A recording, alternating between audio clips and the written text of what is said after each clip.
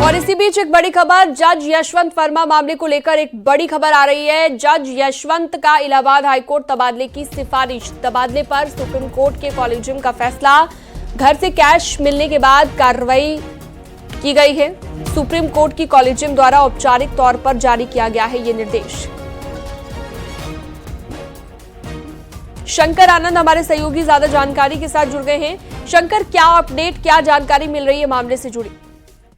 देखिए, निश्चित तौर पे इस वक्त की एक बड़ी खबर कही जा सकती है कि जिस तरह से जस्टिस वर्मा की अगर बात करें तो जस्टिस वर्मा से जुड़े मामले में जिस तरह से अब जो कॉलेजियम है, कॉलेजियम के द्वारा एक बड़ा फैसला लिया गया है और उन्हें जस्टिस वर्मा को इलाहाबाद हाईकोर्ट भेजने का जो एक सिफारिश जो है वो कर दिया गया है। तो एक तरह से कह सकते हैं कि जल्द ही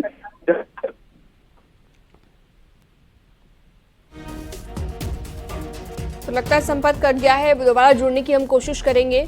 फिलहाल ये बड़ी खबर आपकी स्क्रीन पर आप देख रहे हैं। इलाहाबाद हाईकोर्ट तबादले की सिफारिश की गई है और ये पूरा मामला घर से कैश मिलने के बाद कार्रवाई की गई और अब इस मामले से जुड़ी हुई ये बड़ी जानकारी हम आपको दे रहे हैं।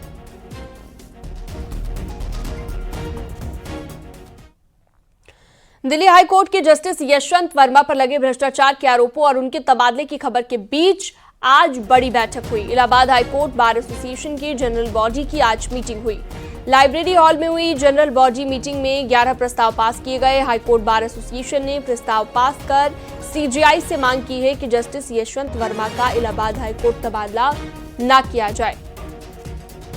इलाहाबाद हाईकोर्ट डंपिंग ग्राउंड नहीं है। बार एसोसिएशन ने जस्टिस यशवंत वर्मा के खिलाफ महाभियोग लाए जाने की भी मांग की है।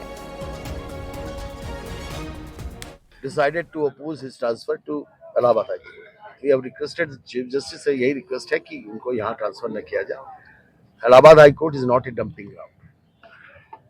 उसके बाद हम लोगों ने उनसे रिक्वेस्ट की है, दूसरा रिजोल्यूशन है कि परमिट करें सीबीआई और ईडी को उनके खिलाफ एफआईआर रजिस्टर हो और जैसे एक सिविल सर्वेंट, एक पब्लिक सर्वेंट, एक राजनेता का ट्रायल होता है वैसे ही इनका ट्रायल होना चाहिए। हाँ, ये हम लोगों ने कहा है कि अगर जरूरत पड़े तो इन्हें कस्टडी में भी लिया जाए, लेकिन with prior permission of CBI. ये है। इन हाउस इंक्वायरी को we have rejected. In house inquiry को रिजेक्ट कर दिया है, इससे कोई मतलब नहीं। उनका सारा एक्सप्लेनेशन रिजेक्ट कर दिया है, क्योंकि अगर वो ये कहते हैं कि आज उस स्टोर में क्या हुआ मुझे पता नहीं था, तो कल को उस स्टोर में कोई आतंकवादी गति होगी तो ये भी तो नहीं पता होगा। तो ऐसे रिस्पॉन्सिबल आदमी को, इररिस्पॉन्सिबल आदमी को जो अपनी रिस्पॉन्सिबिलिटी से भागने की कोशिश कर रहा है, क्या ये प्रश्न उठता है कि क्या वो जज होने लायक है? इसको लीपापोती करने का प्रयास शुरुआत से ही किया जा रहा था। 14 तारीख को आग लगी और कैश बरामद हुआ, लेकिन उसको छुपाए रखा गया। जब हम लोगों ने इस मुद्दे को, हम लोग मीडिया से, बाद में मीडिया में लीक हुआ, मीडिया से जानकारी मिली और हमने इस मुद्दे को उठाया। उसके बाद आनन फानन में एक इंक्वायरी कमेटी बना करके और उनको उस इंक्वायरी कमेटी में निकला कि हाँ ये गड़बड़ है। वो रिपोर्ट वेबसाइट है सुप्रीम कोर्ट की, उस पर मौजूद भी हो गई। यानी कि हम लोग का जो विरोध था वो सही था। शंकर आनंद हमारे साथ जुड़ गए हैं, हमारे सहयोगी, लेकिन उससे पहले सर्वेश हमारे साथ जुड़े हुए हैं प्रयागराज से, उनसे जानकारी लेते हैं। सर्वेश, अभी क्या लेटेस्ट अपडेट मिल रही है मामले को लेकर? देखिए, मैं आपको बता दूं कि जस्टिस यशवंत वर्मा पर जिस तरह के कथित भ्रष्टाचार के आरोप लगे हैं, उसके बाद लगातार इलाहाबाद हाईकोर्ट बार एसोसिएशन उनका विरोध कर रहा है। खासतौर पर उनके इलाहाबाद हाईकोर्ट तबादले को लेकर विरोध जताया गया था और आज जनरल हाउस बुलाई गई थी और लाइब्रेरी हॉल में हुई जनरल हाउस में आज कुल 11 प्रस्ताव पास किए गए हैं, जिसमें पहला प्रस्ताव यही पास किया गया है। सीजीआई से मांग की गई है कि उनका इलाहाबाद हाईकोर्ट तबादला न किया जाए।